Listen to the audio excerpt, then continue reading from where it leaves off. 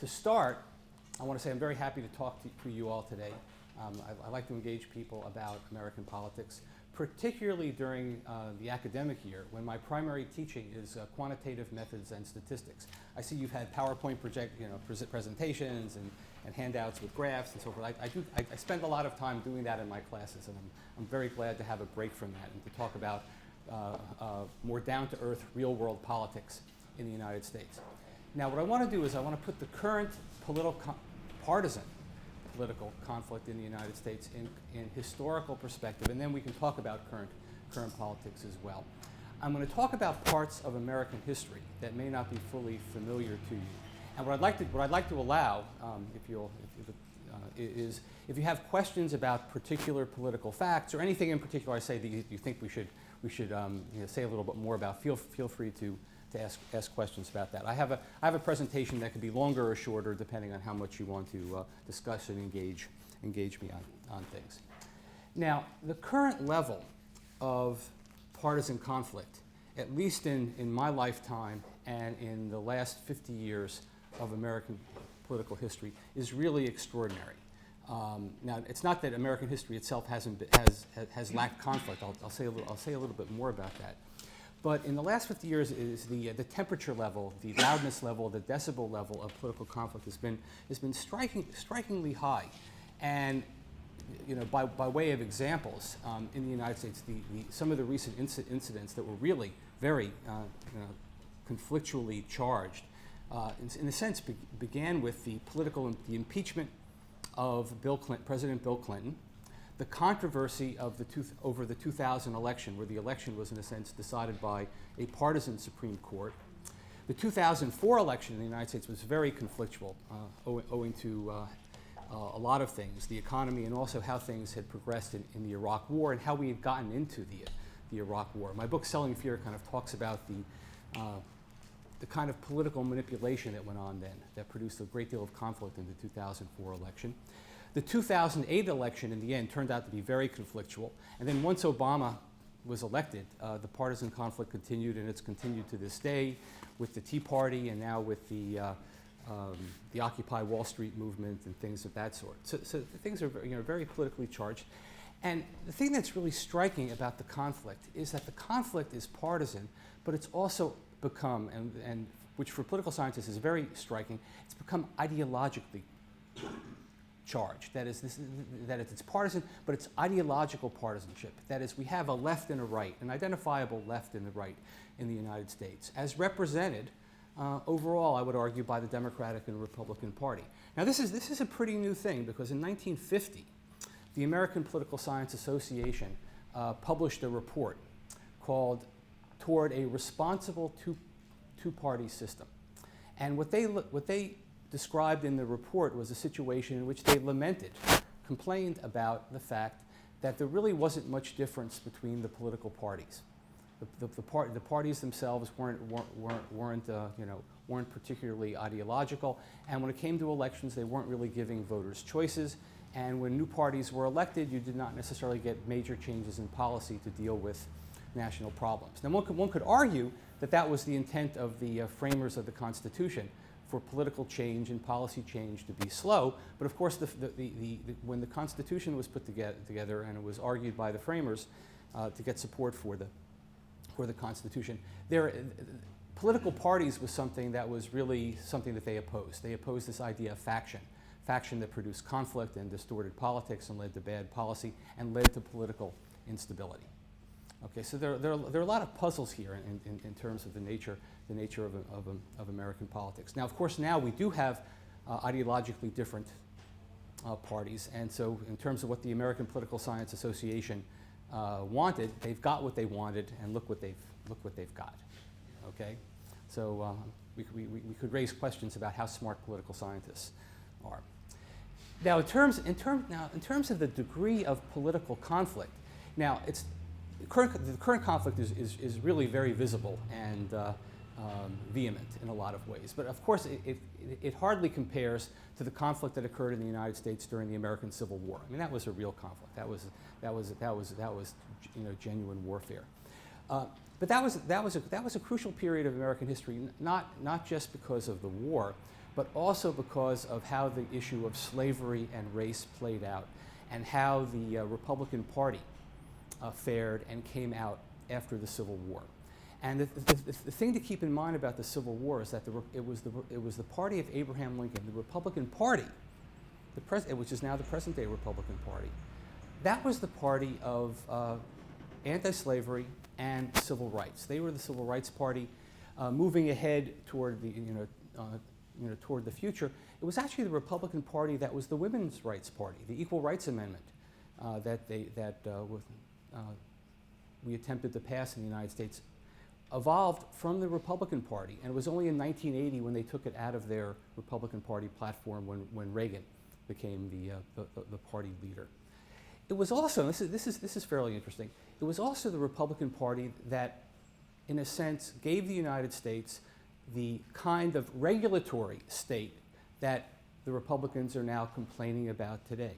The key president in this was President Theodore Roosevelt, who established the Federal Drug Administration and began the regulatory apparatus that we see today. Now, and of course, what that reflects is the nature of the Republican Party, which has been a conservative party on financial issues. But when it came to other kinds of social issues, civil rights, regulation, and the environment, Teddy Roosevelt was very big on the environment, the nation's parks, and so forth.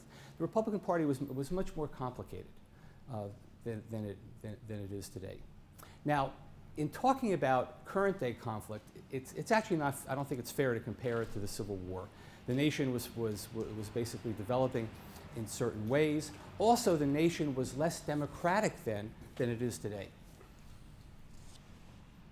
When the nation was founded, the only body that was directly elected by the people was the House of Representatives.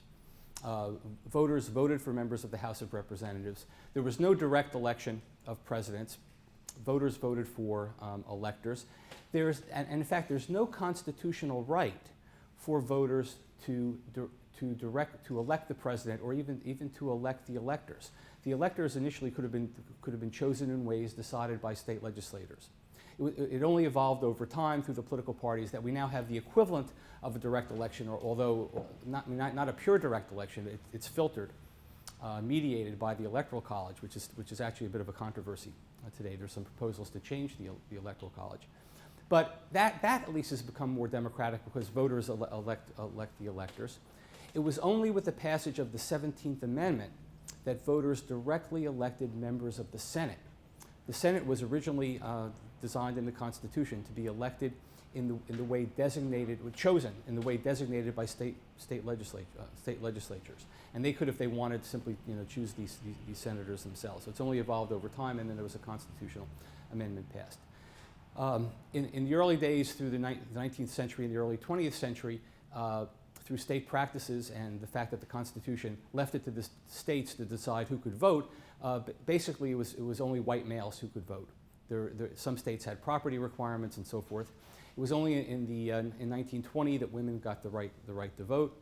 You have to go even further toward the present for 18-year-olds to get the right to vote, and it was only with the passage of the 1965 Voting Rights Act that it was really assured that African Americans in the United States would be able to vote, even though there was a constitutional amendment that was supposed to lead to that as well.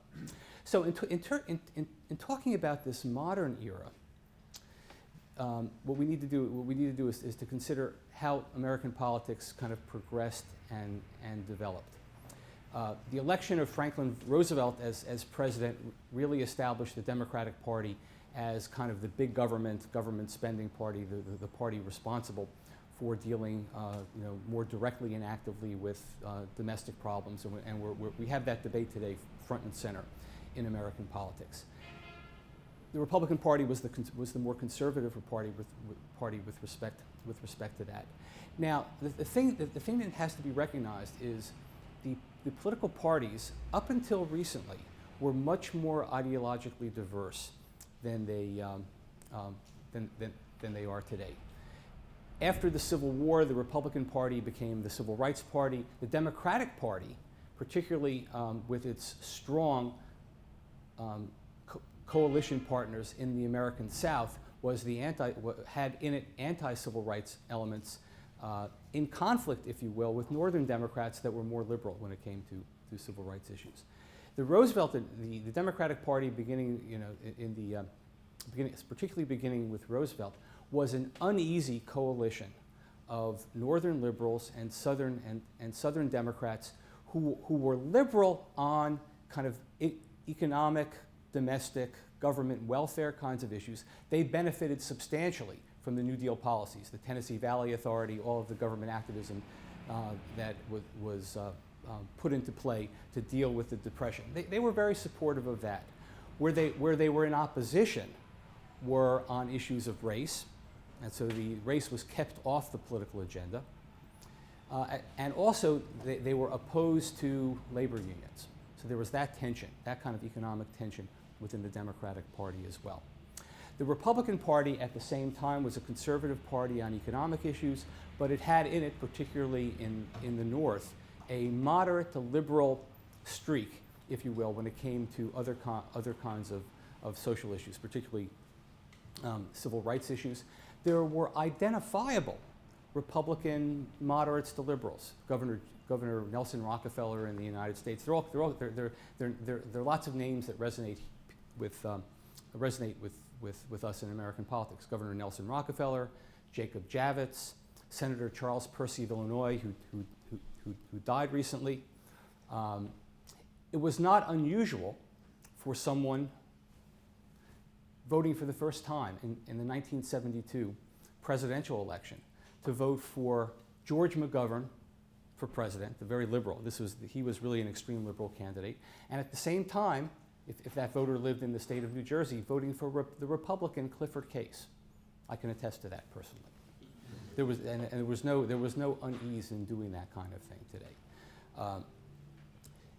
At the same time, within the Democratic Party, there were a great many Southern congressmen who wielded very substantial power in the Congress, who chaired all of the major committees, controlled legislation, kept issues of race off the political agenda.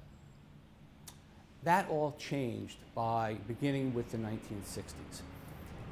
With the election of John Kennedy and then the succession of Lyndon Johnson, the Democratic Party had already started moving in a more liberal direction on civil rights issues. There were signs of that during the Roosevelt administration. Eleanor Roosevelt was a big defender of civil rights. There was the famous incident where a black opera singer, Marian Anderson, was not permitted to sing at a major opera house in Washington, D.C. Eleanor Roosevelt had her sing at the Lincoln Memorial. Okay, that's kind of the event that epitomizes that kind of move in the Democratic Party. As the parties began to strategize, there were elements of the Democratic Party who thought that it would be in their interest to basically make sure that black voters were enfranchised. The civil right, and this is part and parcel of the rise of the civil rights movement in the United States. That is, there was a question of how to deal with the issues of civil rights. And basically, what evolved over time was a shift among Democratic Party leaders in the direction of becoming pro-civil rights, particularly among those in the North, leading to the enactment in 1964 of the Civil Rights Act of 1964, which reinforced movements in the direction of further desegregation of everything in political life, with the exception of voting. And it was the 1965 Voting Rights Act that was passed that basically ensured the vote for African Americans in the United States. Now, at this juncture, the Democrats knew that this would help them obviously among black voters, but at the same time, they well knew that this would cause problems for Southerners. And there's a story about Lyndon Johnson, whether I'm not sure if it's real or apocryphal, but as he signed the 1965 Voting Rights Act, he allegedly said, "There goes the South." And what happened beginning with that was that there went the South. What happened is that the Southerners in the Democratic Party either switched parties or they were replaced by Republicans. That is, the Republican Party tried to capitalize on this. This is pretty clear beginning with the Nixon administration. by raising issues of emphasizing issues of crime and urban unrest. There were race riots during this period in the United States, and also the changing profile of the welfare rolls in the United States. Those kinds of issues began to take on racial connotations to them. So the Republican Party engaged in what's been called a Southern strategy to basically take white Southern voters away from the Democrats, who from the time of the Civil War on, basically voted religiously for the Democratic Party because of the Republican Party being the party of Lincoln. All of that began to change beginning in the 1970s. As the Democratic Party began to lose its Southern members, they were replaced by Republicans, or they changed party, or in some places, depending on the constituencies, particularly having African American constituencies, they were replaced by liberals in the South. Small numbers of them, to be sure. And so what happened over time with respect to the issue of race, the Democratic Party became the liberal party on racial issues. The Republican Party became the conservative party on racial issues. The Democratic Party, in losing the South, was also clearly the liberal party when it came to labor issues as well. And and as the parties became more ideologically pure, so to speak, and there's evidence of this. There have been studies done that showed that after beginning in the 1970s, the Democrats in the House of Representatives and the Senate voted more consistently on liberal on economic issues and racial issues. The Republican Party members voted more consistently conservative on economic and now on racial issues as well, when they had more moderate elements of them on racial issues. And in becoming more ideologically consistent, the stakes in elections became greater as well. That is, the parties now had clear policy goals. Incrementally over time, other issues were added to the racial and economic dimensions of party politics.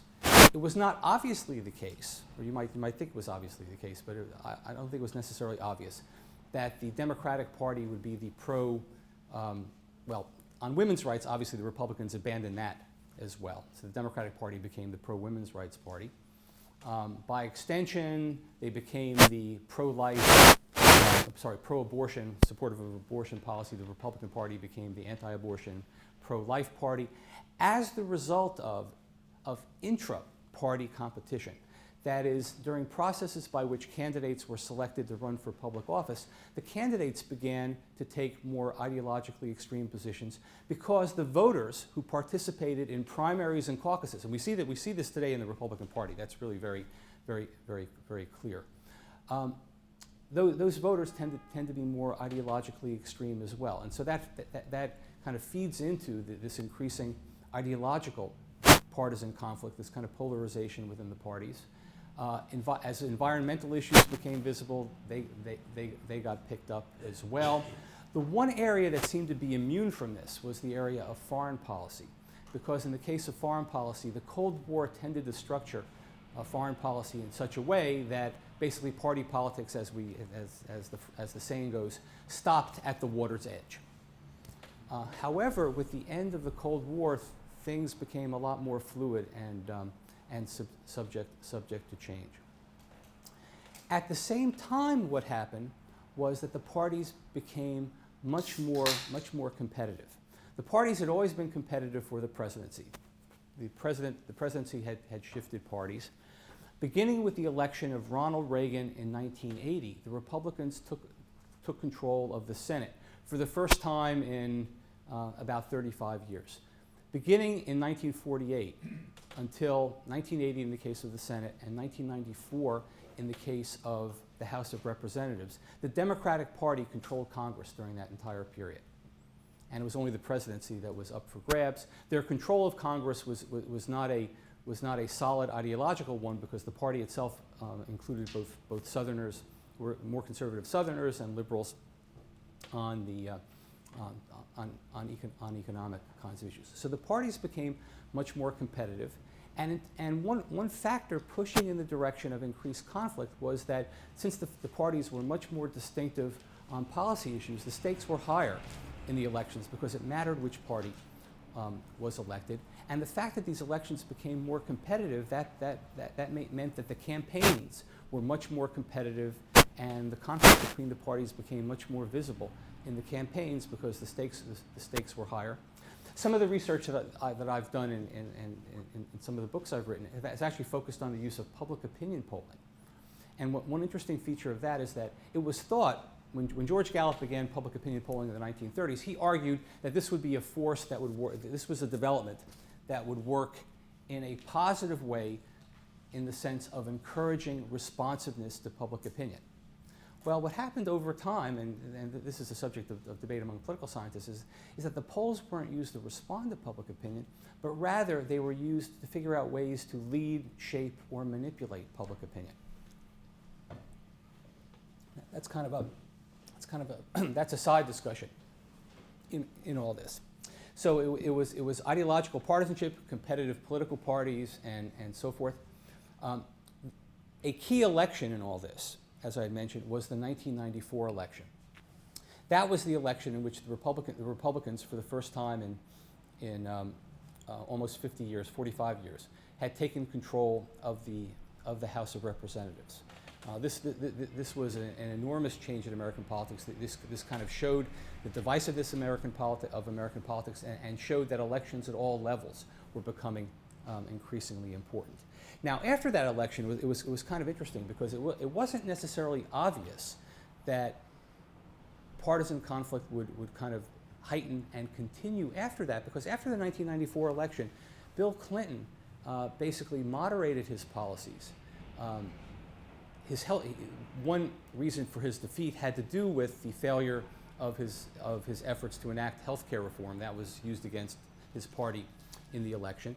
After the election, what did Bill Clinton do? The first thing he did was he fired his pollster, Stanley Greenberg, and hired Dick Morris and Penn and Schoen to work with him. And he engaged in, you may have heard about this, what's been called triangulation. That is, he tried to move to the center, to the political center, kind of triangulating between the extremes in a way. And that seemed to be effective in the sense that some legislation was passed. There was some moderate health care reform. There was a moderate health care reform bill that was passed, the Kennedy-Kassebaum bill. And then welfare reform was passed under a fair amount of controversy, but that was viewed as these were viewed as instances of political compromise. And moved from 1994-95 to 1996, Bill Clinton was reelected as president. His triangulation strategy was credited for this. He benefited substantially from a strong economy. Also, the Republicans in 1995 may have overstepped what they thought was their mandate in the 1994 election. Newt Gingrich, the current Republican, one of the current Republican candidates, was a Speaker of the House of Representatives, and he began to behave as if he was president in terms of attempting to enact major conservative changes in American politics. That didn't work. The triangulation strategy worked, or, if you will, a healthy economy worked as well, and maybe a weak Republican candidate in Bob Dole. Although, in comparing the two candidates in that election, comparing Bob Dole and Bill Clinton in the 1996 election, a moderate-looking Democrat and a moderate-looking Republican ran for office. Now, this rubbed off further in the next election campaign, 2000. What happened in the interim was the impeachment of Bill Clinton, which did not work. Which he was impeached, but he wasn't convicted. In the end, that may have hurt the Republicans more than it helped them.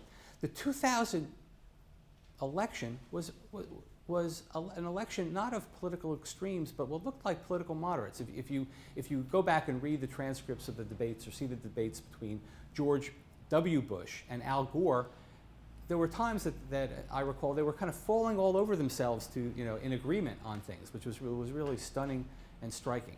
However, that all ended with the 2000 election itself, in the sense that was an extremely close election. There were controversies in the counting of votes, and in the end, it was basically decided by the Supreme Court.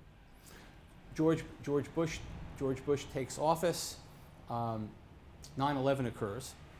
The nation rallies around him, with respect to that. Obviously, he's able to move policies in a more conservative direction. That is, he takes positions on tax cuts, which have obviously had reverberations today. The 2004 election was highly controversial, owing to the fact that by 2004 the Iraq invasion occurred. That invasion soured. Things were not going very well there. That again was a very close election, which arguably was decided on the issue of not the Iraq War, not the economy, but in the end it was probably decided on the basis of fear of terrorism. That is, the Bush administration had kept the country safe after that, and the Republican Party intentionally held its convention in New York City. Rudolph Giuliani was one of the speakers, and it was on. Arguably, that issue was decisive. After 2004, the economy became sluggish. Fast forward to 2008. The 2008 presidential election campaign was probably one of the most exciting ones in recent years. We had an open seat in the presidency. That is, the Democratic Party was obviously nominating its candidate, and the Republicans were nominating a new candidate as well.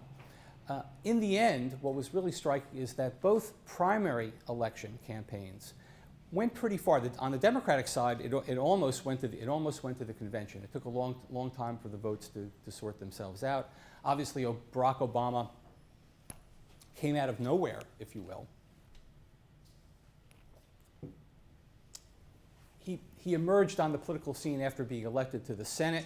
He gave an extraordinary speech at the 2004 Democratic election, and as we all know, he decided to run for president and so forth.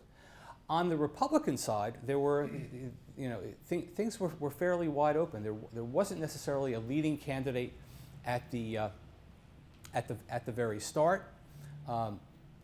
Arguably, early on, it looked like John McCain would have been the best candidate, but his campaign seemed to fizzle. At the end of that particular process, arguably by the end of the process, both parties had selected their most moderate candidates. John McCain was clearly the most moderate of the Republicans, and his big claim in terms of political stakes was the fact that he was, in a sense, could run in opposition to the Bush administration and distance himself from the Bush administration. Arguably, Barack Obama was the most moderate of the Democratic candidates. He was certainly more moderate than John Edwards. With regard to Hillary Clinton, we probably could have a good debate about that. But there was a moment in 2008 at the Republican convention when they had selected John McCain that it looked as though they had selected their most moderate candidate, and Obama in particular was talking about how he wanted to be the kind of uniter rather than a divider. He didn't use those words that George Bush had tried to be. George Bush tried to run on a platform of bipartisanship. He wanted to be the great uniter rather than divider. By 2008, the country was as divided as ever, or more divided than ever. The financial crisis occurred, tore things apart much further. But there was a moment, and you may disagree with this, but there was a moment in 2008 when McCain was selected as the Republican candidate that it looked as though both parties were running their most moderate candidate, and whoever was elected could in fact moderate American politics. Now that changed very quickly when he selected Sarah Palin as his running mate. Sarah Palin was obviously picked to appeal to the conservative base of the Republican Party.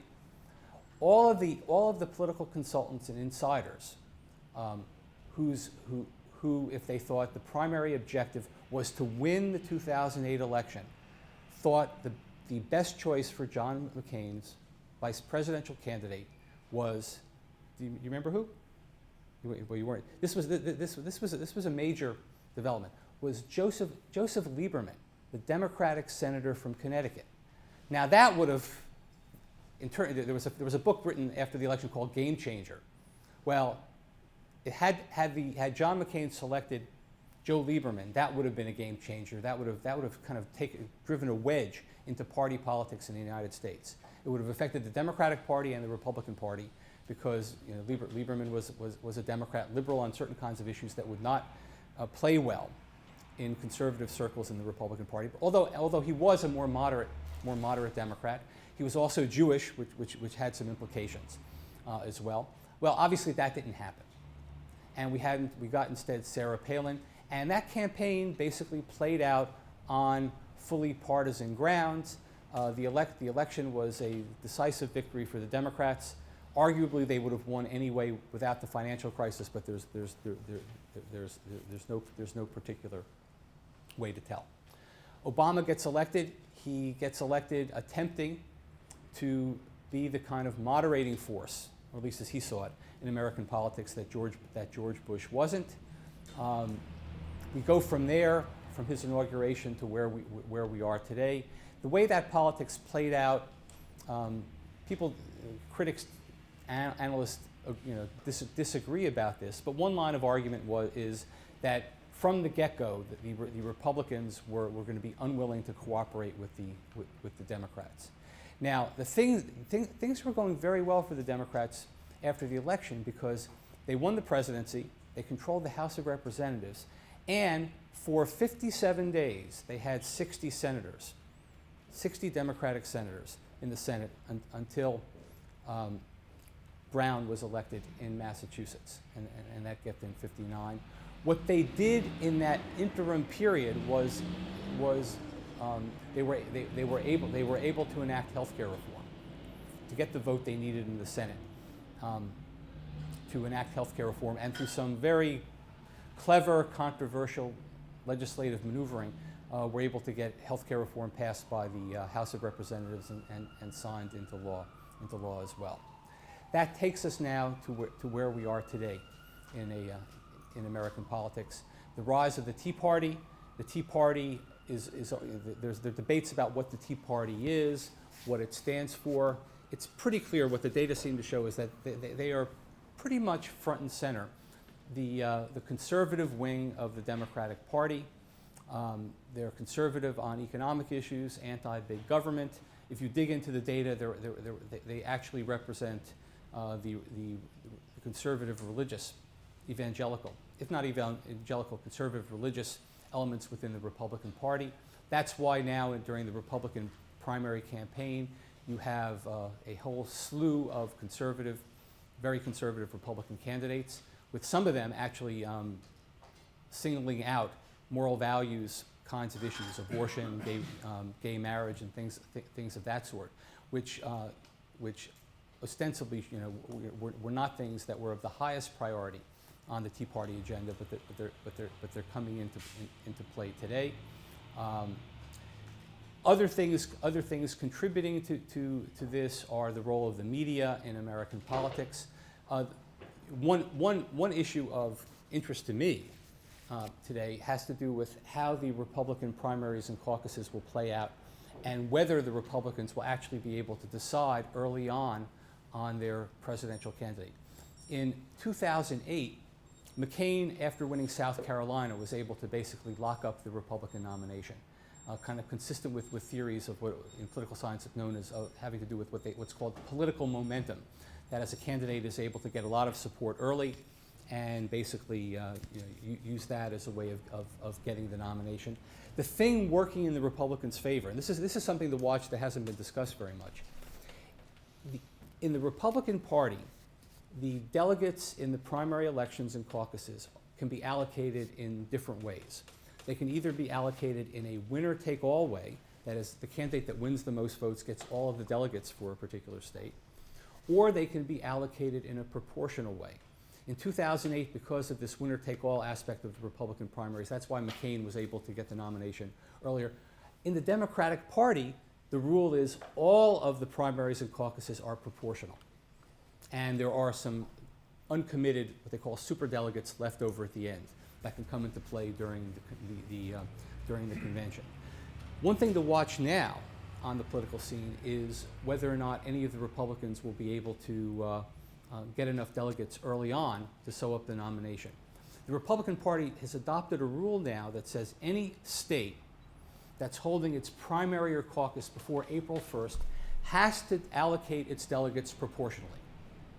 Okay, so that lessens the probability that these early races will produce a winner who will accumulate a lot of delegates. And the big question now is how many of the states will have their primaries and caucuses early. There's a lot of movement now over which states will have their primaries and caucuses first. And now, because of that kind of competition, we have the first one once again on January 3rd in Iowa, and the others are going to follow. Some of the other early ones are going to follow suit. And to the extent that there remain to be a lot of Republican candidates in the election, the greater the likelihood is that different candidates may win certain states, or they'll split up the vote in the cases where the delegates are allocated proportionally. And the more candidates stay in, the more difficult it will be for one candidate to basically lock in all the delegates early on. The one thing, there was a story in the Times yesterday that kind of talked about how all of these early Republican debates actually are a way for a lot of candidates who haven't raised a lot of money to gain a lot of visibility and to stay in the race longer rather than shorter. And the race will only end as some of the candidates don't do well early on in the primaries and caucuses and drop out and lend their support to one of the other candidates. And I mean, there seem to be disagreements now. The common wisdom seems to be that what the Republicans need to do is nominate a moderate candidate. The most moderate candidate is Mitt Romney. But Mitt Romney is not the most well-liked candidate obviously throughout the Republican Party. The conservatives had hoped that Rick Perry would be the candidate, but he's basically stumbled in a lot of ways, performing not very well in some of the early debates. Also, some issues have risen with regard to his racial practices, so to speak, with regard to his one of the landmarks on his land that you may have read about. There was a lot of excitement about the possibility that Governor Christie of New Jersey would enter the race. He decided not to. He was somebody who Republican leaders, a lot of Republican leaders and pundits thought would be able to unify the party. But at this moment, the party hasn't rallied around a single candidate. And it's not fully clear how things will play out. My current prediction is that I think things are sufficiently split, and because of the nature of the primary and caucus delegate selection rules, the primary season, the candidate selection process, will extend further rather than end sooner. Maybe looking more like what happened on the Democratic side in the 2008 election. A lot of my colleagues think I'm silly thinking that the Republicans will wrap things up early the way they've done in the past.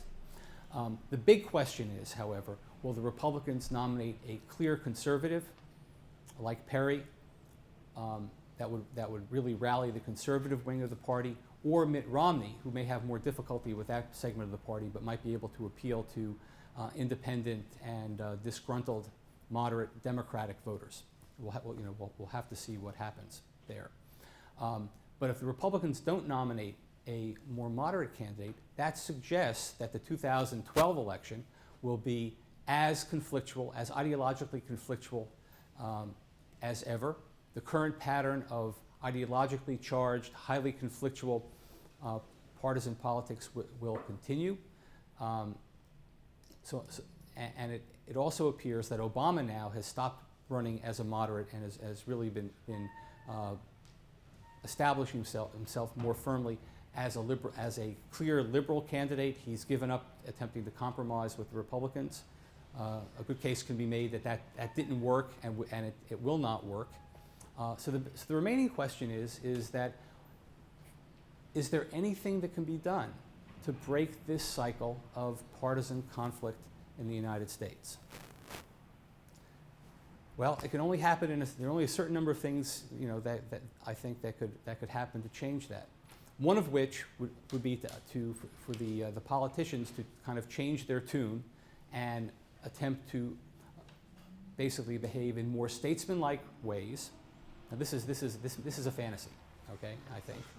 But in more statesman-like ways, taking more moderate positions, attempting to lead, not in an ideological sense, but attempting to lead in a way that shows that they're trying to work in the best interest of the country, engaging in more compromise, which would mean some kind of compromise that involves, on the budgetary side, cuts in spending, but also increases in taxes, which has really been the central issue in with regard to the economy and the budget deficit in the United States.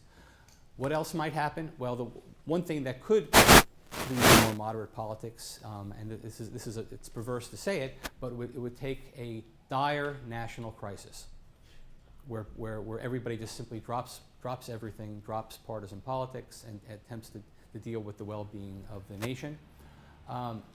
The one area that I haven't mentioned is the area of foreign policy. Now, foreign policy is something that the Obama administration has been arguably strikingly good on, or better than expected on. Certainly on the terrorism front, they've had successes there. Diplomatically, they've had some ups and downs. How the Obama administration handled matters in Libya, I'd say in foreign policy circles, he's been given credit for that. Although Mitt Romney argues that, and some Republicans argue that they don't like the idea of Americans not remaining the major international leaders of the world, as American exceptionalism, would seem to dictate. Foreign policy actually has been was an area during the Bush administration that became very ideological. That is, during that period, Republican Party leaders were basically the more militaristic party in favor of unilateral American activity. The liberal position was staked out by Obama, for sure, wanting to engage in more multilateral politics there. That, in a sense, foreign policy, in that sense, became ideological, with basically the Democrats being the multilateral negotiations-oriented party and the Republican Party being the more unilateral militant party. That's the one area of current politics where there's still a party divide, although what's interesting here is that the Obama administration looks more like a Republican administration in that respect than many people have expected. We're still in Iraq, we're still in Afghanistan. The behavior of the Obama administration with regard to dealing with terrorists and terrorism hasn't changed at all, and obviously he's staked out that position for reasons having to do with, one, national security, and for the other, arguably, to avoid criticism on that particular front, although he has not been rewarded on that particular front. But in terms of other things that can change to moderate American politics, there have been some small proposals. One small proposal is for the parties to change their rules with regard to who's eligible to vote in party primaries. In a lot of states, we have what are called closed primaries, that the only voters who can vote in a Democratic primary are registered Democratic voters. In a Republican Party, registered Republicans.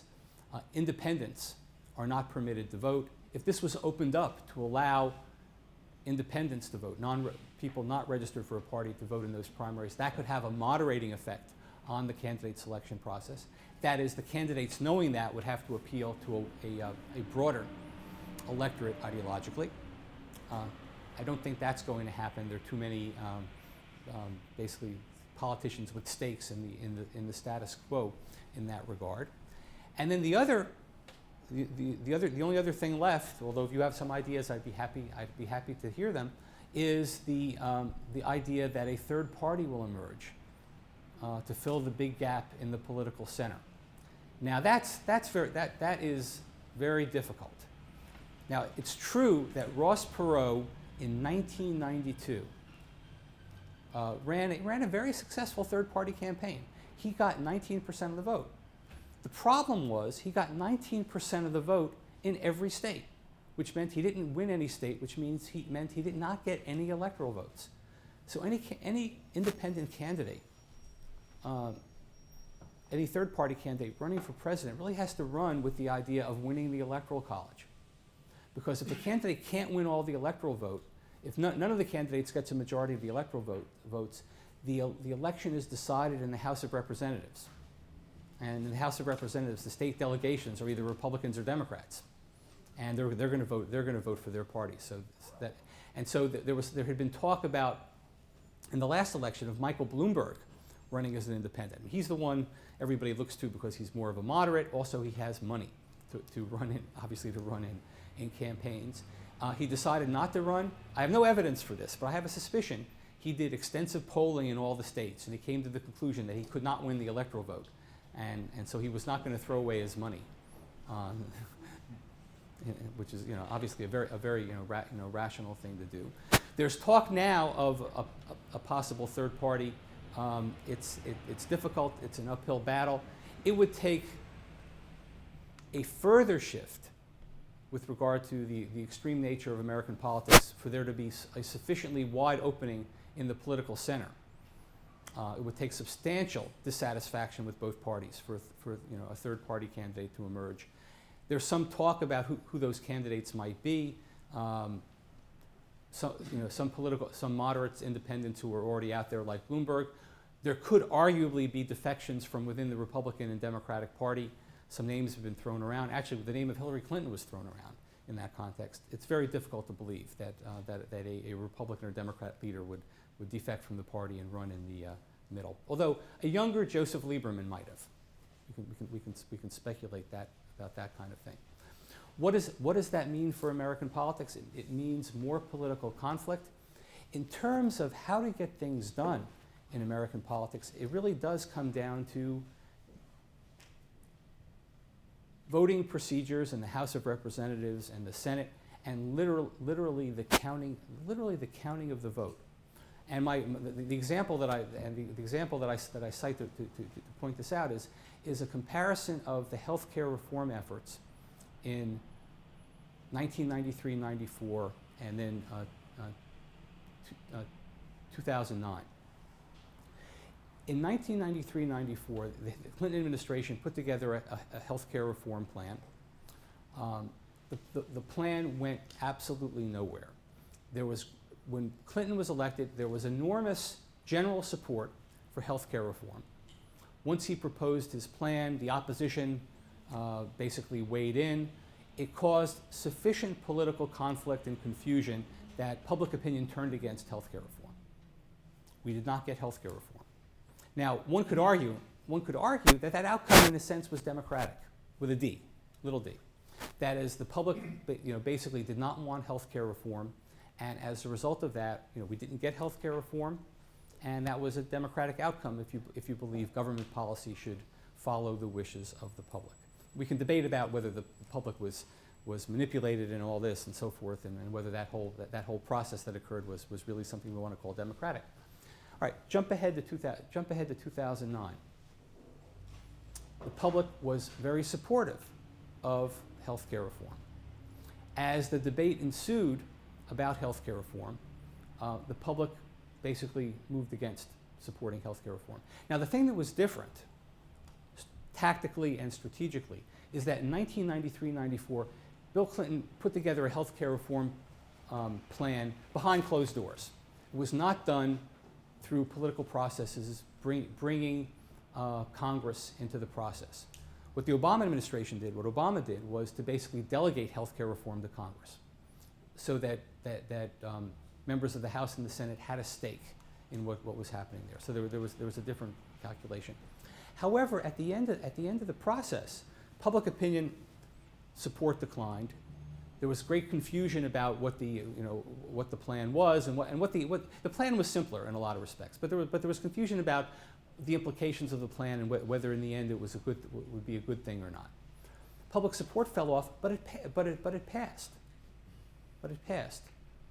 Why did it pass? Well, it passed because, unlike Clinton, Obama had basically, in being elected, Obama had gotten more than 50% of the vote. Clinton got much less because Ross Perot was elected. So the amount of support that Obama had nationally was greater. He controlled the House of Representatives. He also had 60 votes in the Senate. And what it came down to in the end was those 60 votes, and that health care reform was actually passed in the Senate with the 60 votes. once Brown was elected in Massachusetts, they could not get, the Democrats could in no way get a successful vote on a revised bill. And they needed 60 votes because without 60 votes, the Republicans could filibuster. That is, they could basically hold the floor and not yield it for a vote. That's what a filibuster is. They could just prevent a vote from occurring. 60 votes are needed to basically take a vote of what's called cloture, C-L-O-T-U-R-E. What that is a vote that cuts off political debate. Because the Republicans were so unified against the plan, none of them would be available to vote for cloture. The Democrats were able to get cloture because they had 60 votes. And so what it meant was that health care reform was passed in the end because of their ability to get those votes. Party conflict was high, competition was close, but they had just enough votes to get it through for a very brief period. Now what that meant, and this goes back to the campaign, there